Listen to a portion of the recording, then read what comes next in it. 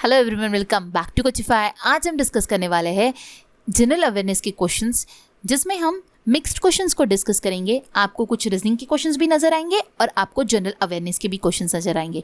ये आपकी सारी पोस्ट के लिए बहुत ही ज़्यादा इंपॉर्टेंट होने वाला है वीडियो। आपका जो एग्जीक्यूटिव का पोस्ट है उसमें आपको सिर्फ 24 क्वेश्चन पूछे जाते हैं, लेकिन ITI बेस्ड जो जूनियर पोस्ट है उसमें आपको 60 क्वेश्चंस पूछे जाते हैं। तो ये दोनों पोस्ट के लिए, जितनी भी पोस्ट है, सारी पोस्ट के लिए ये जो नॉन टेक्निकल सेशंस आ रहे हैं आपको चैनल पे, ये इंपॉर्टेंट है। तो आपको ये वीडियो कंप्लीट एंड तक देखना है। इसमें जिस तरीके के क्वेश्चन आपको एग्जाम में पूछे गए या फिर जिस तरह क्वेश्चन आने के चांसेस है, उस टाइप के सारे क्वेश्चंस आपको इस वीडियो में देखने मिलेंगे। और आपको और भी ऐसे वीडियोस अभी आगे देखने मिलने वाले हैं, तो आपको चैनल को सब्सक्राइब करना है और बेल आइकन को प्रेस करना नहीं भूलना है, ताकि जब भी वीडियो आए तो आपको सबसे पहले उसकी नोटिफिकेशन मिले। आपको इस आज के सेशन में सारे इंपॉर्टेंट क्वेश्चंस देखने मिलेंगे, जो कि रीजनिंग के होंगे और जनरल अवेयरनेस के भी होंगे। ठीक है, तो स्टार्ट करते हैं सेशन को और देखते हैं हमारा सबसे पहला क्वेश्चन। उससे पहले ये बोलना चाहती हूँ, जिसने भी पहला वीडियो नहीं देखा होगा 24 क्वेश्चंस का, जो कि एग्जैक्टली उसी तरह बनाया गया है जैसे कि क्वेश्चंस एग्जाम में पूछे गए थे। सेम क्वेश्चंस नहीं है, बट उस टाइप के ही क्वेश्चंस पूछे गए थे। अगर आपने वो वीडियो नहीं देखा होगा तो वो वीडियो ज़रूर जाकर देखें। वो भी वीडियो बहुत ही अच्छा वीडियो है और आपके एग्जाम के लिए बहुत महत्वपूर्ण होगा। तो स्टार्ट करते हैं अभी सेशन और देखते हैं हमारा सबसे पहला क्वेश्चन। तो आज का सबसे पहला क्वेश्चन है हमारा related to box puzzle. There are 5 boxes L, M, A, Y and Z placed on the floor. A is placed just below L. तो अब हम इंफॉर्मेशन को रीड करेंगे और उसके अकॉर्डिंगली सॉल्व करेंगे। A is placed just below L, मतलब L के जस्ट तुरंत बाद नीचे A है।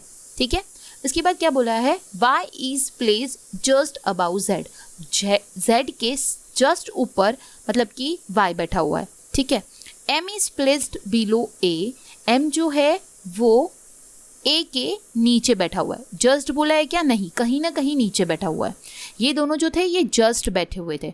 ठीक है, M is placed below A and Z. M जो है वो A और Z के नीचे बैठा हुआ है and L is at the top. L जो है वो टॉप पर है। तो अब हम क्या करेंगे, 5 बॉक्सेस बना लेंगे। ये हमारे 5 बॉक्सेस बन गए। अब हमें क्या बोला है, L जो है वो सबसे टॉप में बैठा हुआ है, तो L यहाँ पे प्लेस्ड हुआ। ठीक है, L के जस्ट तुरंत बाद नीचे क्या था, A था। ये समझ आया।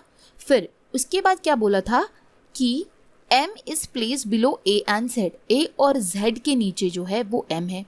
ठीक है, इसी का मतलब क्या हो जाएगा कि हमें एक और इन्फॉर्मेशन ये दी थी कि Z के तुरंत ऊपर जो है वो Y है। तो Z को अगर मैं यहाँ बैठा दूंगी सबसे नीचे, तो मुझे Z के नीचे M में कहाँ पर बैठाऊंगी, तो Z जो है वो मेरा यहाँ पर आएगा क्या? नहीं आएगा। दैट मीन्स Z मेरा आएगा यहाँ पर और उसके तुरंत ऊपर बाद आ जाएगा मेरा Y। एंड फिर बोला था कि M जो है वो A और Z के नीचे, तो M कहाँ पर आ जाएगा? लास्ट में सबसे। आई होप आपको समझ आया, बहुत ही सिंपल सा था। अब इसके बेसिस पे हमें क्वेश्चन क्या पूछा गया कि how many boxes are placed below Y.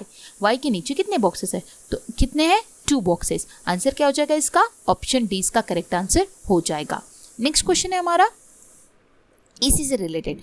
Which box is placed at the bottom. कौन सा बॉक्स जो है वो बॉटम में है? आपके लिए यहाँ पे मैंने ऑलरेडी प्लेस किया हुआ है अरेंजमेंट, तो M जो है वो बॉटम में है।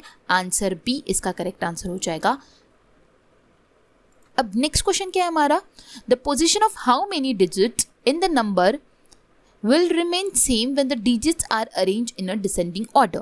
अभी हमें ये नंबर लिख लेना है 4, 8, 2, 7, 5, 6, 3, 1, 9। अब क्या बोला है कि जब हम इसे डिसेंडिंग ऑर्डर में करेंगे, फिर भी कौन से जो नंबर्स है वो अपनी पोजीशन पे एज इट इज़ रहते हैं, जो कि चेंज नहीं होते हैं। अब हम इसे डिसेंडिंग ऑर्डर में करेंगे तो क्या आएगा हमारा 9, 8, 7, 6, 5, 4, 3, 2 and 1। ठीक है, वही सेम नंबर्स थे। हमने इसको डिसेंडिंग ऑर्डर में किया। हुआ यूँ कि 8 जो है वो सेम पोजीशन पे आ रहा है, देन आपका 3 जो है वो सेम पोजीशन पे आ रहा है और 5 जो है वो सेम पोजीशन पे आ रहा है। तो 8, 5 और 3 ये से 3 नंबर्स है जो कि अपने सेम पोजीशन पे आ रहे हैं चेंजेस करने के बाद भी। तो इसका सही आंसर क्या हो जाएगा? 3। ऑप्शन डी इसका करेक्ट आंसर हो जाएगा। बढ़ते आगे, नेक्स्ट क्वेश्चन है हमारा रिलेटेड टू सिटिंग अरेंजमेंट। एक सर्क्यूलर सिटिंग अरेंजमेंट है। M, N, O, P, Q, R, S, T, U, V are the 10 persons sitting around a circular table facing towards the center of the table. Now read the following clues before answering the questions given. देखो हमें 10 लोगों को जो है उनकी sitting arrangement दी है और 10 लोगों को हमें बैठाना है जो कि सारे के सारे अंदर देख रहे हैं. सेंटर ऑफ द टेबल मतलब कि सारे के सारे अंदर देख रहे हैं. तो हम 10 लोगों का जो अरेंजमेंट है वो पहले बना लेंगे. ये हमारा अरेंजमेंट रेडी है. ठीक है, अब हम कंडीशंस को रीड करेंगे एंड उसके अकॉर्डिंगली सॉल्व करेंगे. M is sitting third to the left of U. अगर यू यहाँ पे प्लेस होता है तो उसके थर्ड लेफ्ट में जो है वो है एम. समझ आया. नेक्स्ट क्या है, R is sitting third to the right of T. अभी हमारे पास ना आर है ना टी है तो ये कंडीशन हमारी नहीं बैठ सकती. नेक्स्ट है O is sitting fourth to the right of S. Again ये भी नहीं बैठ सकती. Only N is sitting between Q and V. ये भी नहीं हो सकता है. देन बोला है U is sitting adjacent to O. O जो है वो हमारा U के एडजेसेंट में है तो हमारा O जो है वो यहाँ पर भी आ सकता है और यहाँ पर भी आ सकता है. तो हमें अभी एग्जैक्टली नहीं पता तो हमें ये दो जगह लिख कर रख देंगे. Q is not sitting third to the right of O और second to the left of S. मतलब कि Q जो है तो वो ना वो O के थर्ड राइट में बैठेगा और ना ही Q जो है वो S के सेकेंड लेफ्ट में बैठेगा. ठीक है, इतने हमें कंडीशंस दी है एंड उसके अकॉर्डिंगली अभी हमें सॉल्व करना है. अभी हमारा O यहाँ पर प्लेस हो गया. अगर O हमारा यहाँ पे प्लेस होता है तो उसके अकॉर्डिंगली थर्ड कंडीशन को हम देखेंगे. O is sitting fourth to the right of S. S के फोर्थ राइट में क्या है, O है. अगर O को मैं यहाँ पर प्लेस करती हूँ तो S मेरा इधर आएगा. S मेरा इधर आ सकता है क्या, नहीं आ सकता है because M is already placed. ठीक है, ऑलरेडी वहाँ पर है वो. तो उस हिसाब से मेरा जो O है वो यहाँ पर ही बैठ जाएगा एंड उसके हिसाब से जो मेरा S बैठेगा वो बैठेगा 1, 2, 3 एंड 4 दैट इज यहाँ पर. समझ आया क्या क्या हमने O के लिए हमने दो कंडीशंस रखी थी.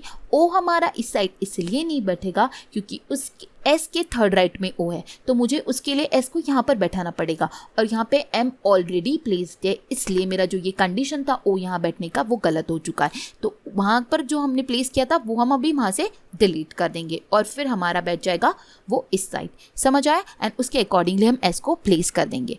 अब हमें उसके बाद की कंडीशन क्या दी थी, O, S, M और U हमारा बैठ चुका है.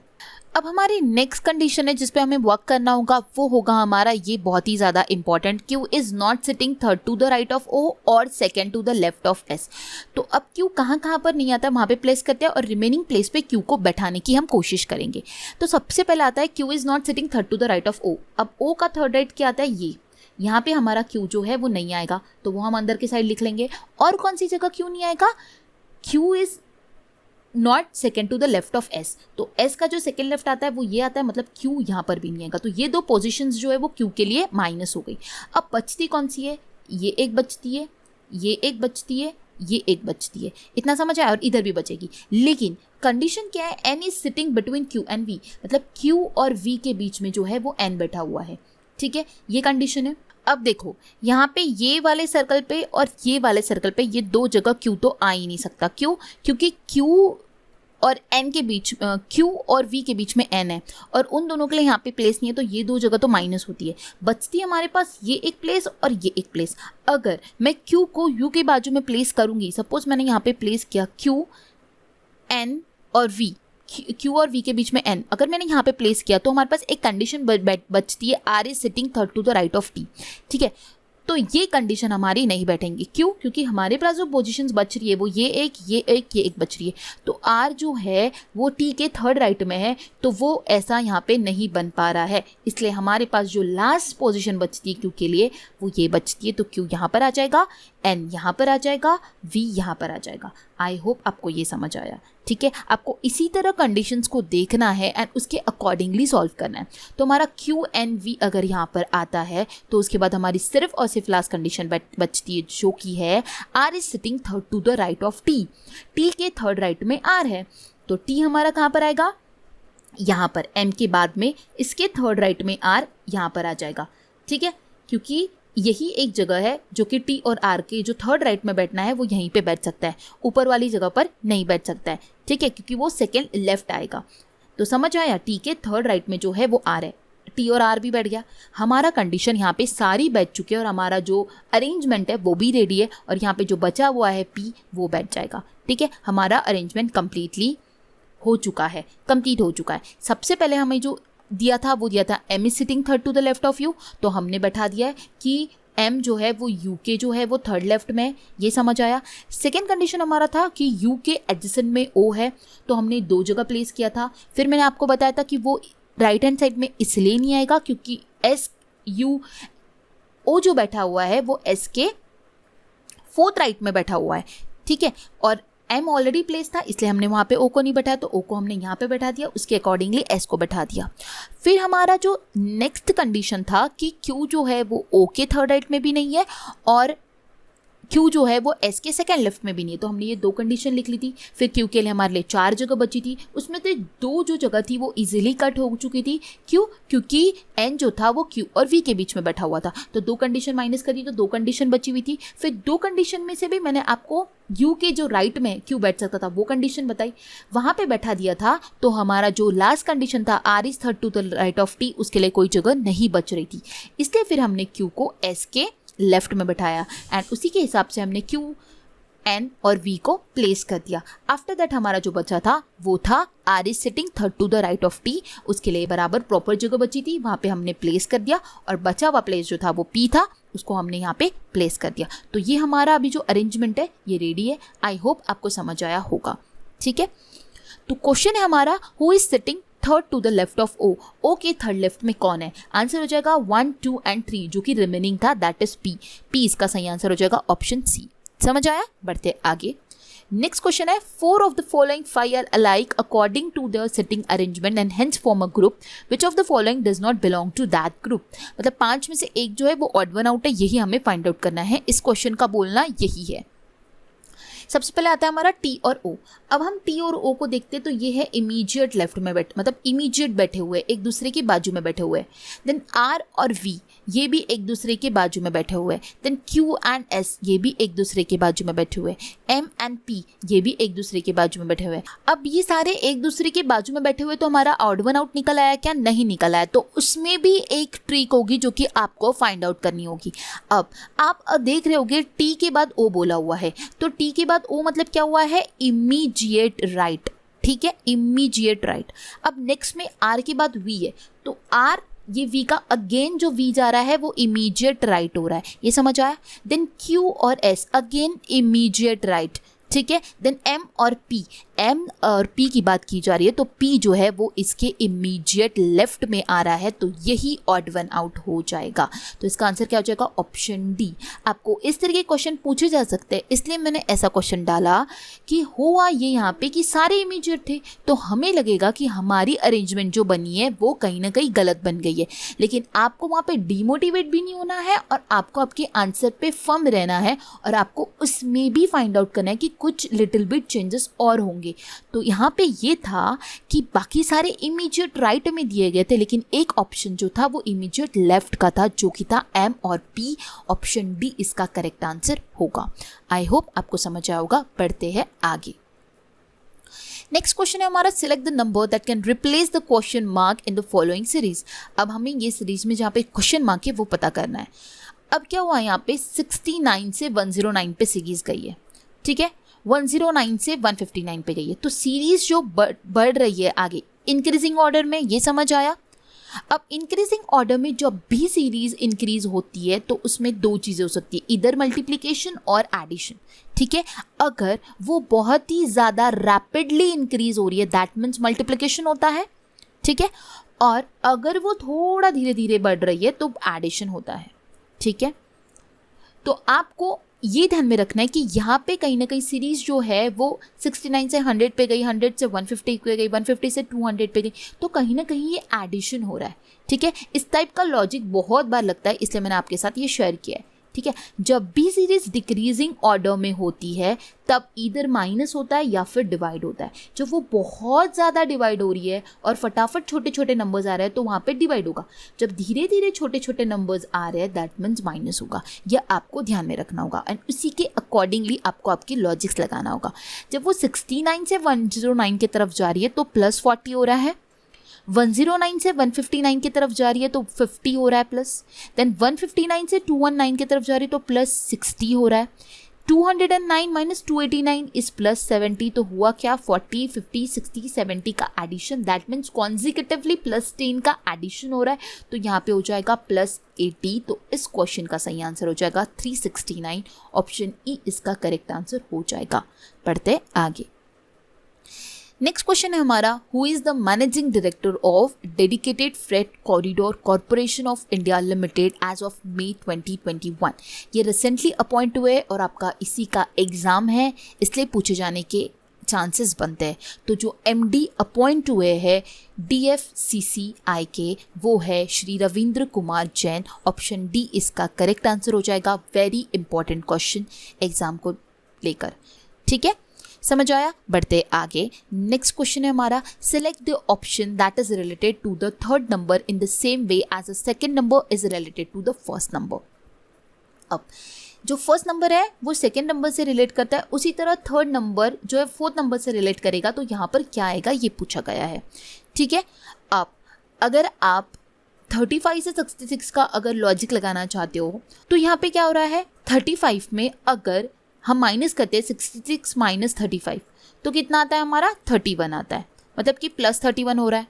उसके अलावा यहाँ पे कोई लॉजिक और लग सकता है क्या, और लॉजिक इंटू 2 माइनस 4, इस तरीके का लॉजिक लग सकता है। तो ये दोनों लॉजिक हम लगा के देखेंगे और जिस ऑप्शन में जो भी अवेलेबल होगा उसके अकॉर्डिंगली हम आंसर कर देंगे।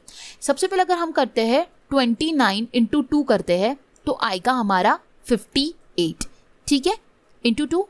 अब क्या किया है -4, अगर -4 करते हैं तो आता है 54, ऑप्शन में है 54 नहीं है, दैट मीन्स ये जो लॉजिक बिल्डअप हुआ है ये गलत हो जाएगा।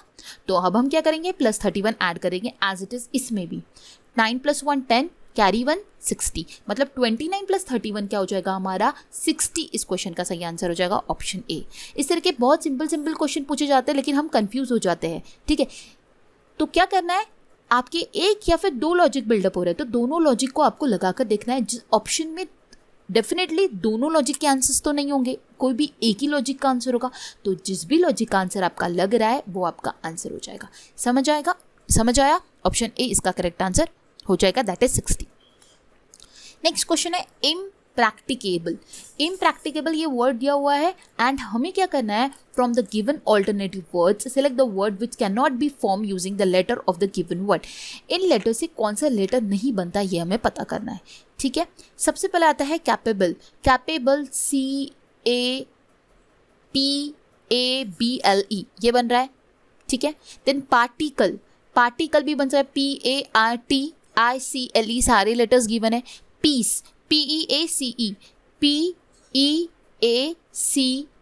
ये इसलिए नहीं बन रहा है क्योंकि यहाँ पे 2 बार ई दिया हुआ है और क्वेश्चन में 2 बार ई है क्या, नहीं, 2 बार ये क्या नहीं। हमें देखो आपको इस टाइप के क्वेश्चन में भी कंफ्यूजन हो सकता है, ये बहुत सिंपल सा क्वेश्चन है, लेकिन क्या होता है हम क्या करते हैं सिर्फ लेटर्स को देखते हैं कि सारे लेटर्स तो गिवन है तो ये भी करेक्ट है, सारे करेक्ट है, फिर हम कंफ्यूज हो जाते हैं, हमारा आंसर नहीं आता, हम मूव ऑन करते हैं नेक्स्ट क्वेश्चन पेपर। इस तरह नहीं करना है। जब भी इस टाइप के क्वेश्चन पूछे जाते हैं तो होता ये कि जितनी बार जो लेटर दिया हुआ है वो सेम टू सेम वहाँ पर होना चाहिए। अगर 2 बार सी बोला है तो आपके गिवन वर्ड में 2 बार सी है क्या, है, तो वो करेक्ट हो जाएगा। बट यहाँ पे क्या बोला था, PEACE 2 बार ई पूछा था, इम्प्रैक्टिकेबल में 2 टाइम्स ई है क्या, नहीं, इसलिए इस क्वेश्चन का सही आंसर क्या हो जाएगा, पीस। अगर आप बाकी को ऑप्शंस को अगर नज़र देखोगे उस इम्प्रैक्टिकेबल में तो सारे के सारे लेटर्स, जितने लेटर्स है उतने के उतने लेटर्स आपको नज़र आएंगे। तो आपको ध्यान में रखना है, आपको ऐसे क्वेश्चन में हड़बड़ी नहीं करनी है, आप इजीली 1 मार्क गेन कर सकते हो, ठीक है।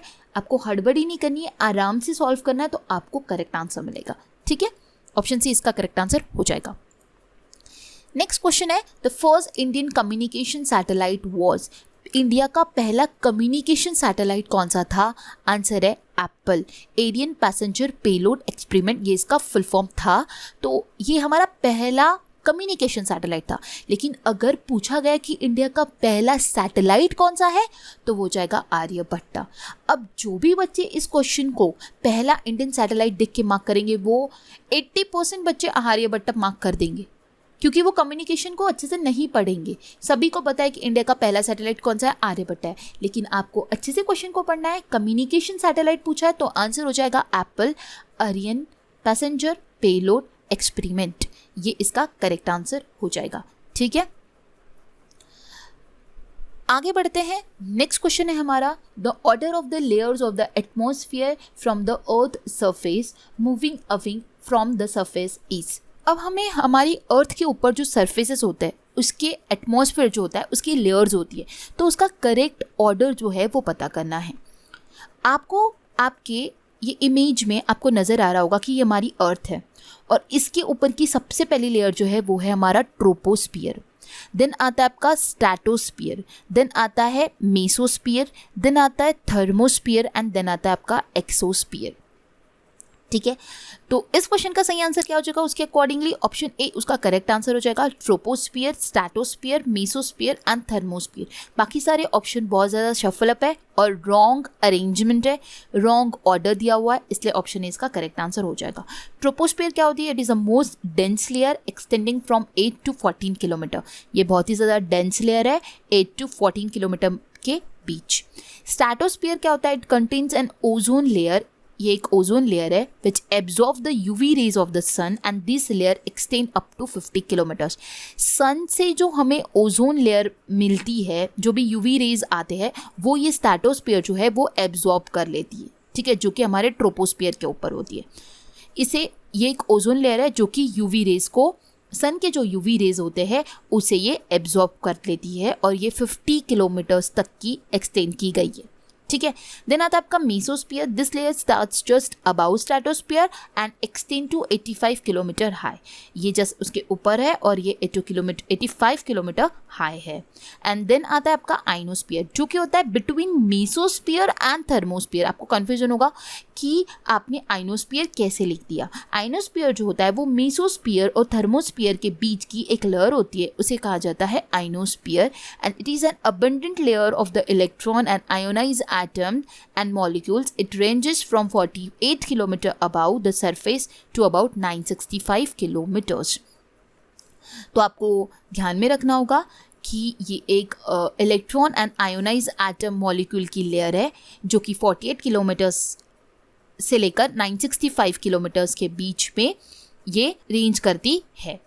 तो ये हुआ हमारा, ये बहुत ही ज़्यादा इंपॉर्टेंट चार्ट है। आपको ज्योग्राफी के क्वेश्चंस में इस टाइप का क्वेश्चन पूछा जा सकता है, ये ज्योग्राफी में आता है। तो आपको ध्यान में रखना है कि अर्थ के ऊपर की जो ये एटमॉस्फेरिक लेयर्स होती है उसका एक्चुअल ऑर्डर क्या है और हर एक लेयर कितना एक्सटेंड करती है, कौन सा लेयर क्या वर्क करती है, ये आपको ध्यान में रखना होगा। ठीक है, बढ़ते हैं आगे। नेक्स्ट क्वेश्चन है हमारा, which state becomes the first state to implement ethanol production promotion policy 2021। कौन सी पहली स्टेट है जिसने इम्प्लीमेंट किया इथेनॉल प्रोडक्शन प्रमोशन पॉलिसी 2021 का?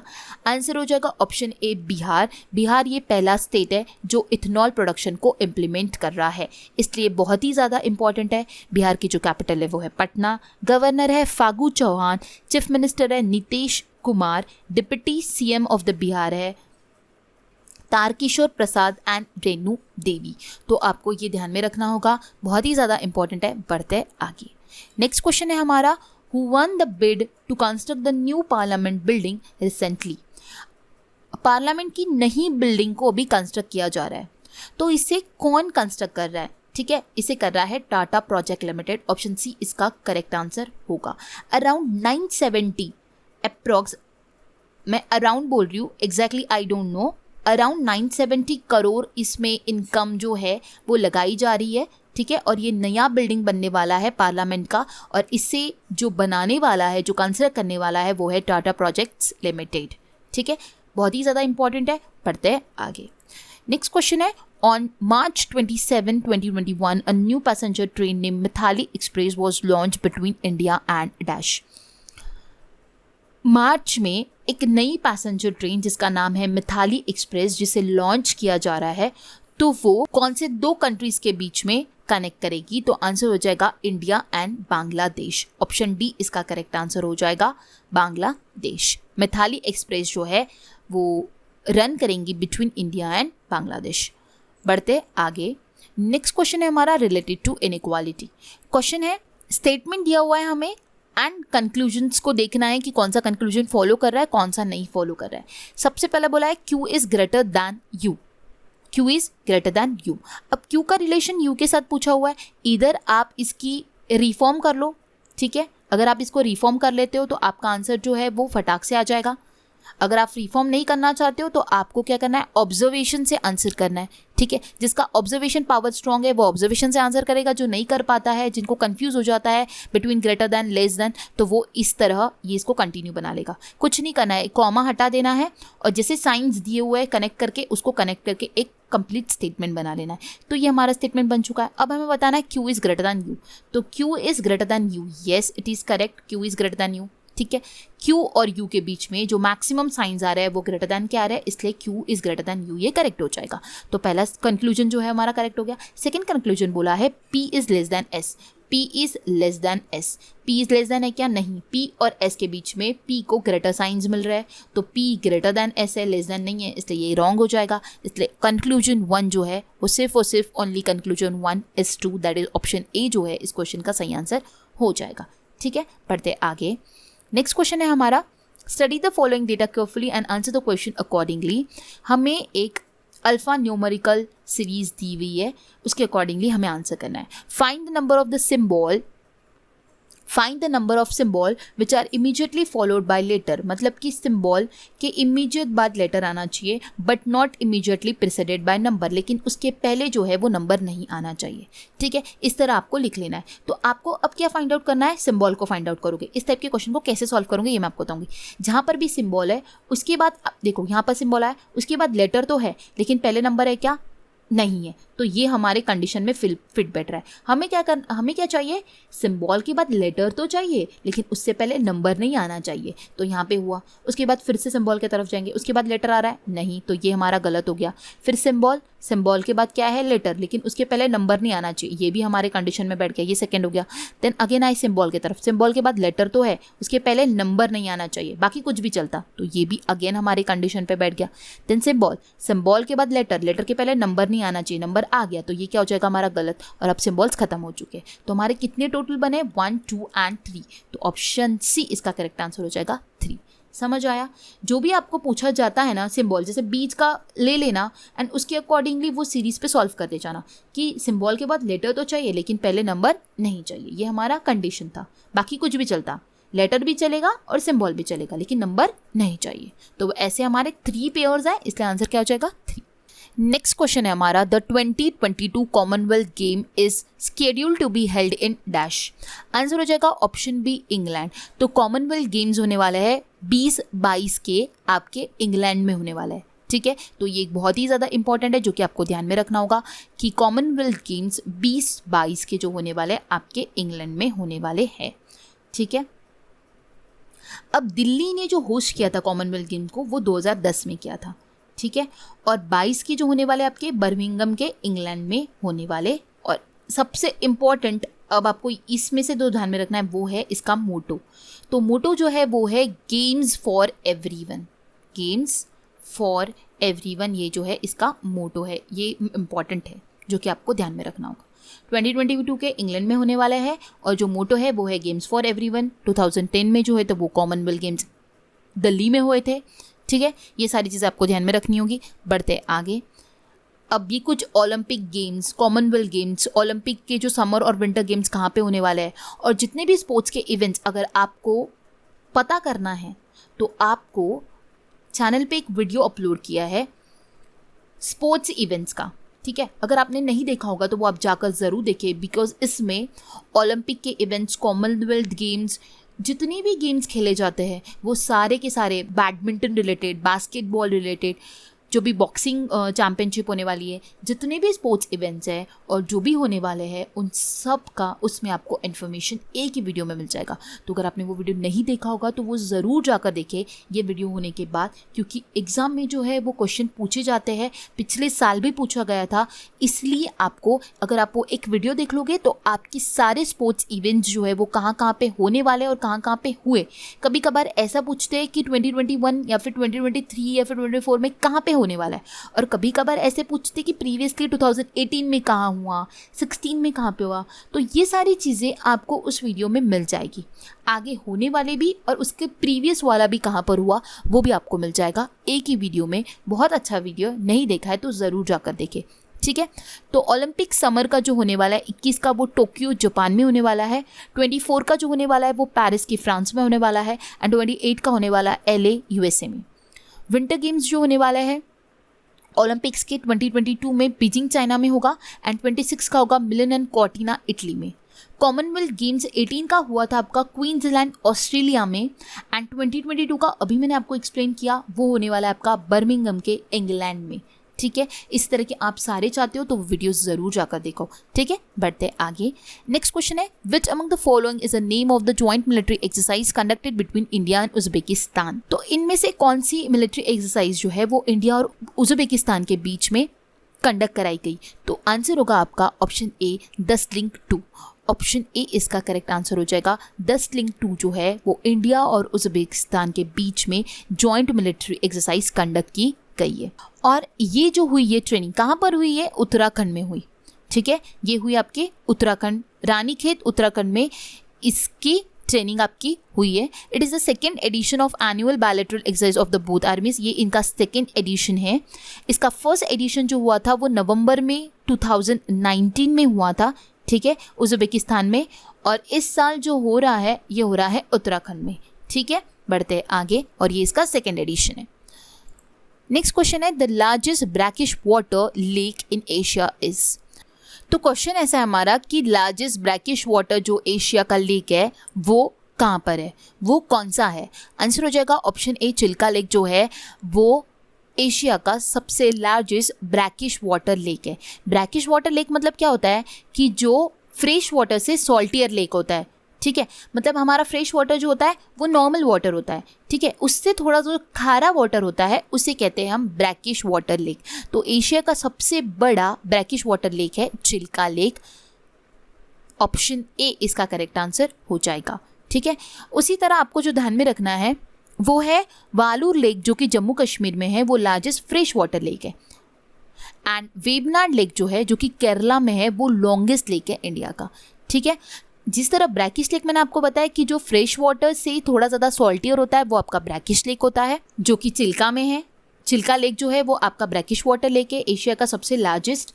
एंड आपका वुलार लेक जो है जम्मू कश्मीर का वो लार्जेस्ट फ्रेश वाटर लेक है। एंड वेबनाड लेक जो है केरला का वो आपका लॉन्गेस्ट लेक है, ठीक है। तो आपको ध्यान में रखना होगा, ये इंपॉर्टेंट है, एग्जाम में भी पूछा जाता है इस टाइप के क्वेश्चन, इसलिए आपको ध्यान में रखना है। जो सॉल्ट वाटर लेक होता है वो अलग होता है, फ्रेश वाटर लेक होता है वो अलग होता है, और ब्रैकिश लेक जो होता है वो भी अलग होता है। जो फ्रेश से थोड़ा सा सॉल्टी होता है वो ब्रैकिश होता है, और जो ऑलरेडी सॉल्ट होता है, ठीक है, वो बहुत ज़्यादा सॉल्टीज होता है, वो सॉल्ट वाटर लेक होता है, ठीक है। तो आई होप आपको ये तीनों का डिफरेंस समझ आया होगा। तो आपको इस क्वेश्चन का जो सही आंसर है वो है ऑप्शन ए, चिल्का लेक।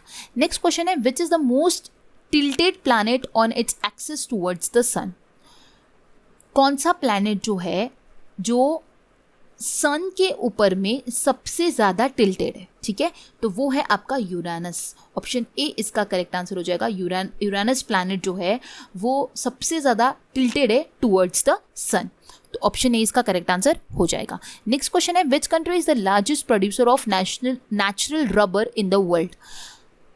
सबसे ज़्यादा नेचुरल रबर का प्रोडक्शन कौन सी कंट्री करती है? तो वो है आपकी थाईलैंड। थाईलैंड जो है वो नेचुरल रबर जो होता है उसका सबसे ज़्यादा प्रोडक्शन करती है, तो इसका सही आंसर हो जाएगा आपका ऑप्शन डी, थाईलैंड।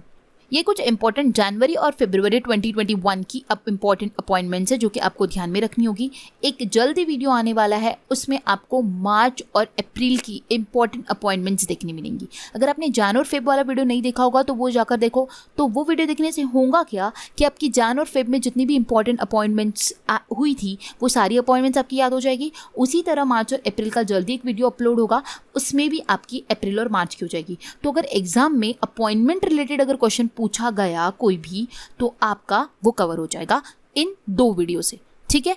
जैन से लेके अप्रैल तक की सारी आपको अपॉइंटमेंट मिल जाएगी, ठीक है। तो अब कुछ इंपॉर्टेंट अपॉइंटमेंट्स है वो हम डिस्कस कर लेते हैं। जिसकी एम वीरा लक्ष्मी वो हमारी पहली विमेन एम्बुलेंस ड्राइवर बनी, ठीक है, ये एक इंपॉर्टेंट है। Then election commissioner of India अभी मैंने आपके साथ डिस्कस किया, जो कि राजीव कुमार बने थे, ठीक है। देन आपका जो इंपॉर्टेंट है वो है गिरीश चंद्र मुर्मू, जो कि बने हैं external auditor of international parliament union Geneva, मतलब IPO के वो बने हैं एक्सटर्नल ऑडिटर, ठीक है। देन राजीव जलोटा बने हैं chairman of Mumbai port trust. Then Aveek Sarkar जो बने हैं chairman of the press trust of India. तो ये कुछ इंपॉर्टेंट अपॉइंटमेंट्स है 2021 की, जो कि आपको ध्यान में रखनी होंगी, ठीक है। अगर आप सारी अपॉइंटमेंट्स को करना चाहते हो तो आप वो जानफेब वाला वीडियो जरूर जाकर देखिए, और चैनल पे जल्दी एक वीडियो अपलोड होगा तो वो भी आप जरूर देख लीजिएगा, उससे आपकी सारी अपॉइंटमेंट्स अप्रैल तक की कवर अप हो जाएगी। तो बढ़ते आगे, नेक्स्ट क्वेश्चन है हमारा, which article of the Indian constitution provide a free and compulsory education to children. India का कौन सा कॉन्स्टिट्यूशन जो है जो कि फ्री और कंपल्सरी एजुकेशन देता है चिल्ड्रंस को, तो वो है ऑप्शन बी, आर्टिकल 21A के तहत फ्री और कंपल्सरी एजुकेशन दिया जाता है चिल्ड्रंस को। तो ये कुछ फंडामेंटल राइट है, इसके साथ आपको एक इंपॉर्टेंट चीज़ें ध्यान में रखनी होगी कि 6 फंडामेंटल राइट्स होते हैं। राइट टू इक्वालिटी जो कि आता है 14 to 18 के बीच, राइट टू फ्रीडम आता है आर्टिकल 19 to 22 के बीच में, राइट अगेंस्ट एक्सप्लॉइटेशन आता है आर्टिकल 23 से 24 के बीच, right to freedom of religion आता है आर्टिकल 25 to 28 के बीच, कल्चरल एंड एजुकेशनल राइट आता है आपका article 29 and 30, right to constitutional remedies आता है आर्टिकल 32। तो ये कुछ 6 इंपॉर्टेंट फंडामेंटल राइट्स है जो कि आपको पता होने इंपॉर्टेंट है उसके आर्टिकल्स के साथ में, ठीक है। तो हमें क्वेश्चन में क्या पूछा था कि free and compulsory education to children ये कौन सा आर्टिकल के अंदर में आता है, तो ये आता है 21A के अंदर में, ठीक है। बढ़ते आगे, नेक्स्ट क्वेश्चन है हमारा, in each of the following question various term of the letter series are given with one or more terms missing as shown by question mark or dash, choose the missing term out of the given alternatives. अब हमें missing terms को पता करना है। इस type का जब भी क्वेश्चन आता है तो आपको क्या करना है, ये सीरीज को आपको अच्छे से ऑब्जर्व करना है, ठीक है। अगर आप अच्छे से, जिसका ऑब्जर्वेशन एकदम स्ट्रॉन्ग होगा ना, वो ये सीरीज को बहुत फटाकली क्विकली सॉल्व कर लेगा। देखो अभी कैसे हो क्या रहा है। अब आपको क्या करना है, ये सीरीज को अगर आप ऑब्जर्व करते हो तो होता क्या है कि 3-3 का पेयर्स आपको नज़र आ रहा होगा, जो कि बार बार वही आ रहा है। देखो पहले क्या हुआ है कि बी के बाद सी आता है, ये हमें सीरीज में पता चला है यहाँ पर, ठीक है। बी के बाद सी आ रहा है, अगर मैंने यहाँ पे सी को सपोज प्लेस किया तो बी सी बी आया, देन ए बी, अब ए बी के बाद बी आता है, ये हमें यहाँ पर नजर आया, तो मैंने यहाँ पर बी को प्लेस किया। हुआ क्या, पहले आया मेरा बी सी बी, पहले 3 टर्म्स आई मेरी बी सी पी, देन आई मेरी ए बी बी। अगेन मैं देखती हूँ तो बी सी है, तो उसके बाद क्या आएगा मेरा बी आएगा, ठीक है। तो हो गया बी सी बी, फिर अगेन ए बी बी, ये कंप्लीट फॉर्म हुआ। फिर से क्या आएगा B C B, B C B, फिर क्या आएगा आपका ए बी बी। तो होता ये है जब भी इस टाइप के क्वेश्चन आता है तो आपको क्या करना है, उस सीरीज को आपको कट करना है, ठीक है। उस सीरीज को आपको ब्रेक कर करके सॉल्व करना है। अगर आप ब्रेक करते हो और उसमें ही आंसर होता है, कुछ आपको, जैसे आप यहाँ पे बी के बाद सी था, ये आपको गिवन था यहाँ पे, ठीक है, बी के बाद सी आया हुआ है, तो हमने वहाँ पे लगा कर देखा। अब आप बोलोगे कि आपको आगे तो बी के बाद बी भी नजर आया, ठीक है। अगर आप वहाँ पे बी लगाते थे तो बी बी बी 3 टाइम्स आता था, और कहाँ पे भी वो सीरीज अगर आप बनाते थे तो वो कंप्लीट नहीं बन पाती थी। क्यों? क्योंकि वो कॉन्फ्लिक्ट करती थी। क्योंकि ए के बाद जो है वो बी आ रहा है और बी आ रहा है, ये आपको नजर आया, और ऑलरेडी यहाँ पे भी बोला था ए बी है तो उसके बाद भी बी आना चाहिए, क्योंकि यहाँ पे आपको एक पेयर जो है वो आपको दिख गया था। जब भी इस टाइप का क्वेश्चन आता है ना, आपको 3 के पेयर्स बनाओ और 4 के पेयर बनाओ, तो आपका आंसर जो है ना वो फटाक से आ जाएगा, ठीक है। आपको बड़ी बड़ी पेयर्स नहीं बनानी है, आपको छोटी छोटी पेयर्स बना के देखनी है, ठीक है। अगर ये छोटी वर्क नहीं करती तो उस टाइम पे फिर आप 5 का पेयर बना सकते हो। अगर आप पेयर बना के सॉल्व करोगे ना तो आपका आंसर बहुत जल्दी से आ जाएगा। पहले आप पेयर अप कर दो 3 के फॉर्म में, 3 के फॉर्म में पेयर अप करके आपको ऑब्जर्व करना है कि बी के बाद क्या आ रहा है, जिस भी फिल इन द ब्लैंक के बाद क्या आ रहा है वो आपको ध्यान में रखना है। तो इस तरह हमारा जो आंसर बन गया है ऑप्शन ए इसका करेक्ट आंसर हुआ है। हमने कुछ नहीं किया, हमने ऑब्जर्व किया, हमने 3 के पेयर्स बनाए, हमने देखा बी के बाद सी आ रहा है, हमने प्लेस्ड करके देखा, फिर ए के बाद बी आ रहा है वो प्लेस करके देखा। तो हमें क्या पता चला कि उससे हमारी जो सीरीज है वो consecutively same to same letters जो है 3 की पेयर्स वो वैसी आ रही थी। अगर वैसी नहीं बनती थी तो हम दूसरा जो पैटर्न है वो बनाने की कोशिश करते थे, ठीक है। तो ऑप्शन ए इसका करेक्ट आंसर हो जाएगा। नेक्स्ट क्वेश्चन है, man walk 8 kilometre toward south then turn left. Question को रीड करेंगे, उसी के साथ साथ सॉल्व भी करेंगे। 8 किलोमीटर साउथ गया, साउथ जाने के बाद उसने क्या किया, लेफ्ट टर्न किया। लेफ्ट टर्न करने के बाद क्या हुआ, आफ्टर वॉकिंग 6 किलोमीटर, मतलब लेफ्ट टर्न लिया तो 6 किलोमीटर चल गया। उसके बाद ही turn partially left in such a way that while taking straight he reaches his starting point.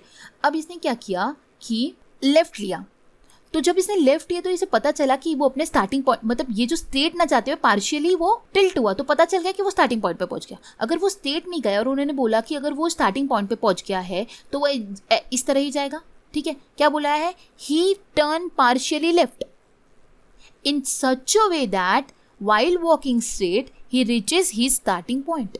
तो थोड़ा वो पार्शियली लेफ्ट गया तो वो स्टार्टिंग पॉइंट पे जाकर पहुंच गया। तो क्वेश्चन में क्या पूछा है, the total distance travelled by him, total distance उसने कितना ट्रैवल किया। तो क्या होगा, मतलब कि क्या होगा, ये तो 8 पता है, ये 6 पता है, ये निकालना पड़ेगा। जैसे ये पता चल जाएगा तो टोटल डिस्टेंस हमें पता चल जाएगा, हम सबकी एडिशन कर देंगे। 8 + 6 + x अगर पता चल गया तो वो टोटल डिस्टेंस हमारा हो जाएगा। x निकालने के लिए हमें क्या लगाना पड़ेगा यहाँ पे, हाइपोथेनिस थ्योरम। हाइपोथेनिस थ्योरम क्या होता है, 8 का स्क्वायर + 6 का स्क्वायर कितना होगा, 8 का स्क्वायर होता है 64, 6 का स्क्वायर होता है 36, इसका एडिशन आता है 100, टेकिंग स्क्वायर रूट आंसर आ जाएगा 10। तो ये हमारी जो साइड आ जाएगी वो 10 आ जाएगी। तो x की वैल्यू कितनी होगी, 10। अब हम ऐड कर देंगे, 8 + 6 होता है 14, 14 + 10 कितना होता है 24, वही इस क्वेश्चन का सही आंसर हो जाएगा। ऑप्शन सी इसका करेक्ट आंसर हो जाएगा। समझ आया। साउथ गया 8, देन उसने किया लेफ्ट टर्न 6 गया, फिर बोला कि उसने पार्शियली लेफ्ट टर्न लिया तो वो स्टार्टिंग पॉइंट पे पहुंच गया, ठीक है। तो वो था ये, और हमें ये निकाला था। ये निकालने के बाद बोला गया था कि उसने टोटल डिस्टेंस कितना ट्रैवल किया। अगर आप x की वैल्यू निकालोगे तो आप सारे साइड्स की ऐड कर दोगे तो वही उसका टोटल डिस्टेंस हो जाएगा। तो समझ आया, हमने लगाया हाइपोटेनस थ्योरम, साइड निकाल ली और तीनों की एडिशन कर दी। नेक्स्ट क्वेश्चन है, वाइट मीन्स ब्लैक। वाइट का मतलब अगर ब्लैक होता है, ब्लैक का मतलब अगर रेड होता है, रेड का मतलब अगर ग्रे होता है, ग्रे का मतलब अगर ब्लू होता है, ब्लू का मतलब अगर येलो होता है। अब बोला क्या गया है, then which of the following represent the colour of the sky. अब इस टाइप के क्वेश्चन को कैसे करोगे, रियलिटी में सोचना है कि स्काई कौन से कलर का होता है। स्काई होता है आपका ब्लू कलर का, और ब्लू का जो कोड दिया हुआ वही इसका आंसर हो जाएगा। ब्लू का कोड क्या है, येलो, तो इसका आंसर क्या हो जाएगा, ऑप्शन सी येलो। समझ आया। जिस भी इस टाइप के क्वेश्चन जब भी आपको क्वेश्चन में एग्जाम में आते हैं, आपको जिसका भी कलर पूछा जाएगा, स्काई पूछा गया है यहाँ पे, तो आपको ये रिलेट करना है कि स्काई कौन से कलर का होता है, ठीक है। स्काई होता है आपका ब्लू कलर का, तो आपको आंसर ब्लू नहीं मार्क करना है, आपको ब्लू का जो कोडिंग दिया हुआ है, ब्लू मीन्स येलो, वो मार्क करना है। ऑप्शन सी इसका करेक्ट आंसर हो जाएगा। समझ आया। बढ़ते आगे। नेक्स्ट क्वेश्चन है, star means subtraction, minus means division, square means addition, percent means multiplication, find the value of given equation. अब देखो 13 बॉक्स दिया हुआ है, एडिशन कर देंगे 3, स्टार मतलब क्या बोला है, सब्सट्रैक्शन 6 कर देंगे, परसेंट मतलब क्या बोला है, मल्टीप्लिकेशन, माइनस मतलब क्या बोला है, डिवीजन, बॉक्स मतलब क्या बोला है, एडिशन। अब अकॉर्डिंग टू बॉडमास रूल, जब भी सिंप्लीफिकेशन सॉल्व करते हैं वो हमें बॉडमास रूल से सॉल्व करना होता है, ठीक है। अगर आप जिस तरह दिया हुआ है वैसे कि वैसे सॉल्व कर लोगे तो आपका आंसर जो आएगा वो 100% गलत आएगा। क्यों? क्योंकि बॉडमास रूल के अकॉर्डिंगली सबसे पहले जो आता है वो आता है आपका ब्रैकेट्स, जो कि आपको यहाँ पे गिवन नहीं है तो ब्रैकेट्स का माइनस हो गया। देन आता है ऑफ, ऑफ मतलब आता है आपका इनटू, मल्टीप्लिकेशन आता है, ठीक है। ऑफ, जब भी ऑफ दिया हुआ है, ऑफ दिया होगा, जैसे आपको लिखा होगा 6 ऑफ 8, मल्टीप्लिकेशन और ऑफ में डिफरेंस है, ठीक है। भला ही ऑफ मतलब भी मल्टीप्लिकेशन ही होता है, ठीक है, लेकिन ऑफ आता है तभी आप ऑफ को पहले करोगे डिवीजन से पहले। अदरवाइज आप अगर ऐसे कंसिडर करोगे ऑफ मतलब मल्टीप्लाई आता है और पहले मल्टीप्लाई करके फिर डिवाइड करोगे, आंसर अगेन गलत आएगा। तो सबसे पहले जो होता है वो डिवीजन होता है, फिर ऑफ के बाद आएगा आपका डिवीजन, फिर आएगा आपका मल्टीप्लिकेशन, फिर आपका एडिशन, फिर आपका सब्सट्रैक्शन। ये आपको जब भी आप सिंप्लीफिकेशन सॉल्व करते हो तो आपको बॉडमास रूल लगाना है, पहले brackets, then of, then division, then multiplication, then addition, then subtraction. समझ आए। तो सबसे पहले हमारा इसमें क्या होगा, डिवीजन। 8 डिवाइडेड बाय 4 कितना हो जाएगा, 2। समझ आया। 13 + 3 - 6 × 2 + 14। हमने क्या किया, सबसे पहले डिवीजन किया, फिर क्या करेंगे हम, मल्टीप्लिकेशन, 6 × 2 कितना आएगा, 12 आएगा। देन क्या करेंगे हम, एडिशन, 13 + 3 16 - 12 + 14। तो हमारा फाइनल आंसर क्या हो जाएगा, 18। कैसे? मैंने क्या बोला था आपको? सबसे पहले हम एडिशन करेंगे। एडिशन 13 + 3 कितना हो जाएगा आपका? 16 हो जाएगा। और 16 + 14 कितना हो जाएगा? 30 हो जाएगा। मैंने सब सारी एडिशंस कर ली, उसमें से हम 12 को माइनस कर देंगे। 30 - 12 किया तो आंसर क्या आ जाएगा हमारा? 18। समझ आया? सबसे पहले डिवीजन करोगे, देन आप मल्टीप्लिकेशन करोगे, फिर एडिशन की सारी टर्म्स को ऐड कर दोगे और उसमें से फिर माइनस कर दोगे। तो आपका जो आंसर आएगा वो आपको करेक्ट 18 मिलेगा। अगर आप खुद एडिशन से इधर से स्टार्ट करो और जैसा दिया हुआ है वैसा सॉल्व करो, आपका आंसर अगर फिर से 18 आता है तो देखो आपका आंसर 18 नहीं आएगा, कुछ और ही आएगा, तो आपका जो आंसर हो जाएगा वो गलत हो जाएगा।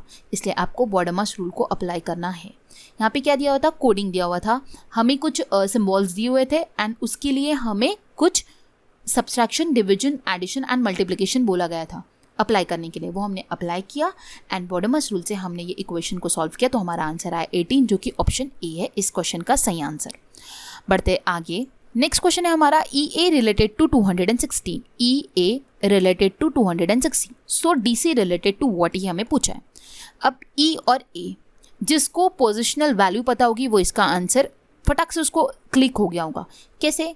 E का जो पोजिशनल वैल्यू है वो 5 है according to alphabetical series and A का पोजिशनल वैल्यू है 1, ठीक है। और 5 + 1 कितना होता है? 6, और ये क्या है? 6 का क्यूब। समझ आया? उसी तरह D का पोजिशनल वैल्यू कितना हो जाएगा? 4 एंड C का पोजिशनल वैल्यू कितना हो जाएगा? 3। इन दोनों का एडिशन किया 7, और 7 का क्यूब कितना होता है हमारा? 343। वही इसका करेक्ट आंसर हो जाएगा ऑप्शन C। समझ आया? आपको क्यूब्स याद होने बहुत ज़रूरी है, आपको स्क्वायर्स याद होने बहुत ज़रूरी है। अगर आपको ये आप नहीं याद करना चाहते हो, अगर आपको ट्रिक्स चाहिए या फिर आपको मैथ्स के बेसिक्स क्लियर करने हैं, आपकी आने वाले एग्जाम के लिए आपको मैथ्स के बेसिक क्लियर करना चाहते हो, जितने भी चैप्टर है उसके सारे बेसिक्स, शॉर्ट ट्रिक्स, जो भी चीज़ें अगर आप सीखना चाहते हो तो आपको एक ही वीडियो देखना है, मैथ्स की मैराथन।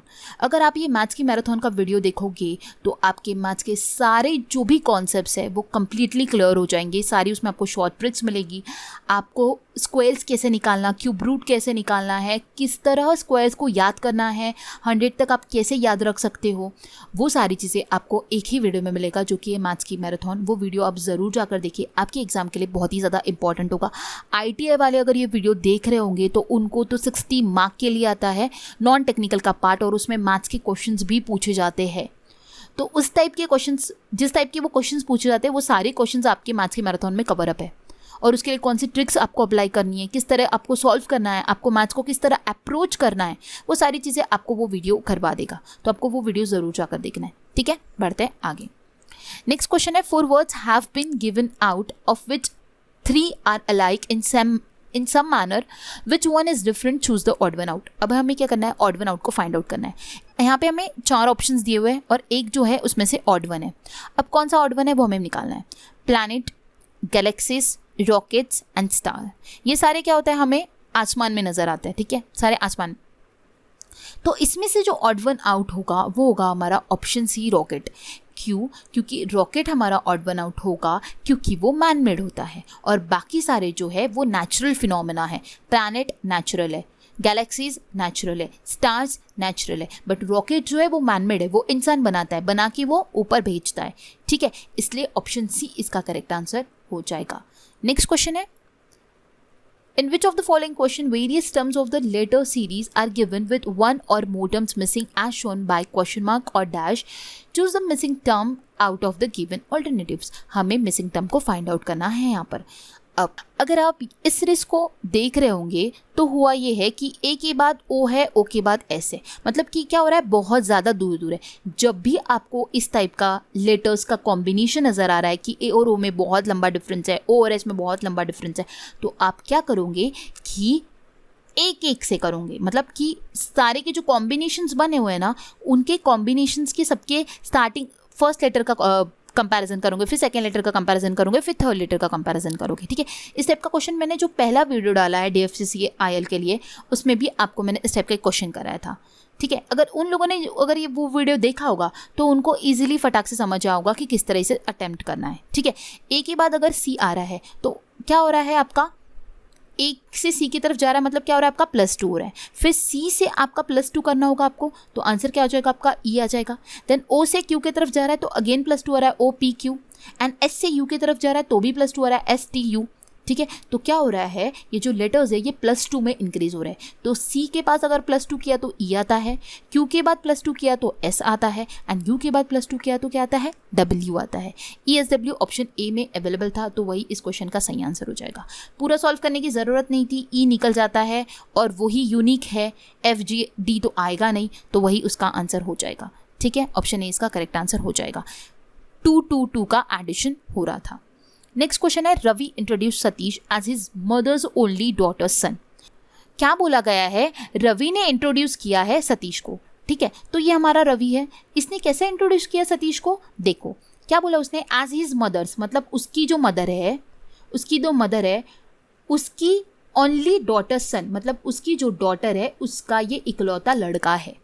क्या बोला है रवि ने सतीश को किस तरह इंट्रोड्यूस किया है, उसने बोला है कि सतीश जो है वो, देखो इतना आपको ध्यान में रखना है, रवि ने सतीश को इंट्रोड्यूस किया, कैसे इंट्रोड्यूस किया, एज हीज मदर, मतलब किसकी मदर, रवि की मदर। रवि की जो मदर है उसकी जो डॉटर है उसका वो इकलौता लड़का है, ओनली डॉटर्स सन, मतलब वो उसका लड़का है। तो हमें अभी रिलेशन क्या पूछा है, how is Satish related to Ravi, Satish क्या होगा रवि का, तो वो हो जाएगा नेफ्यू, क्योंकि वो उसके बहन का लड़का है, तो ऑप्शन बी इसका करेक्ट आंसर हो जाएगा। इस टाइप के इंडिकेशन के प्रॉब्लम्स जो है वो एग्जाम में पूछे जाते हैं, ब्लड रिलेशन जो है वो पूछा जाता है, तो बहुत बार कन्फ्यूजन होता है, तो आपको कन्फ्यूजन नहीं क्रिएट करना है, आपको इसको स्लोली पढ़ना है और सॉल्व करना है।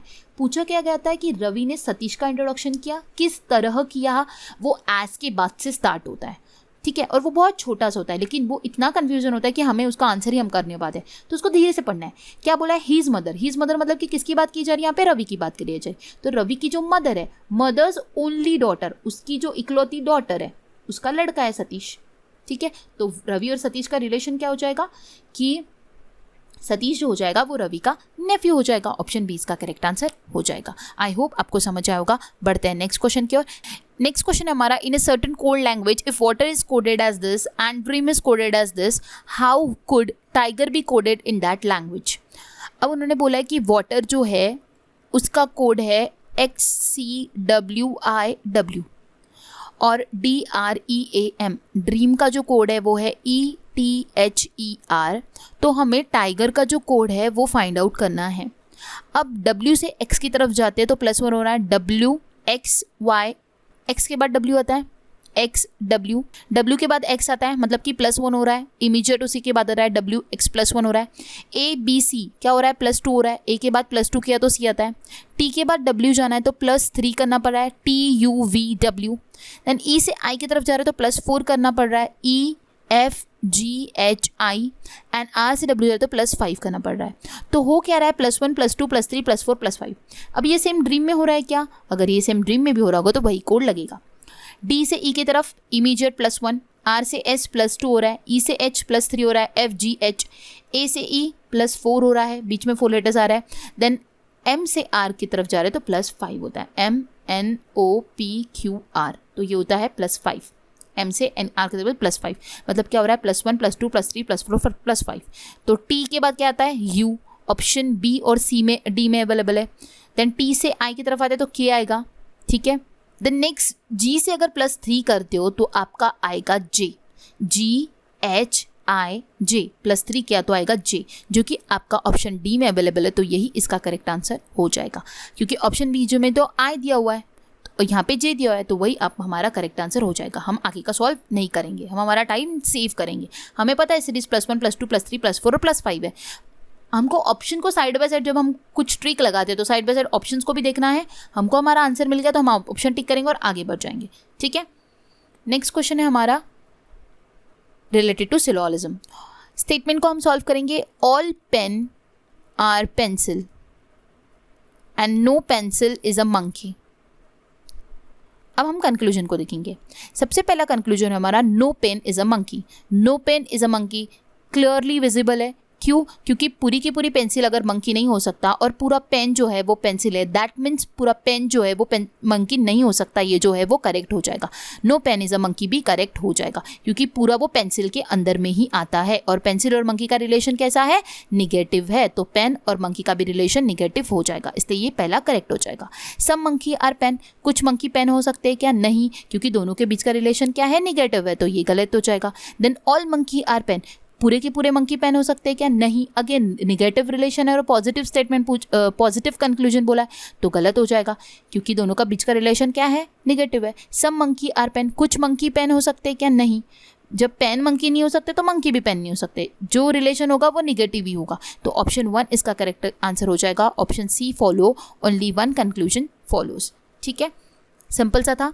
तो ये थे हमारे मिक्स्ड क्वेश्चन जिसमें हमने जनरल अवेयरनेस के भी क्वेश्चंस देखे और आपके रीजनिंग के भी क्वेश्चंस देखे। जिस टाइप के आपको क्वेश्चंस पूछे जाते हैं उसी टाइप के क्वेश्चंस को आपके यहाँ पे कवर अप किया गया है और भी कुछ न्यू क्वेश्चंस को लेकर भी हमने आज डिस्कशन किया। आई होप आपको सारे क्वेश्चन समझ आए होंगे। अगर आपको समझ आए होंगे तो वीडियो को लाइक करना है, चैनल को सब्सक्राइब करना है, बेल आइकन को प्रेस करना है क्योंकि आपको और भी ऐसी वीडियोज़ मिलेगी जो कि आपके एग्जाम के लिए बहुत ही ज़्यादा महत्वपूर्ण होगी। So guys, thanks for watching and have a nice day.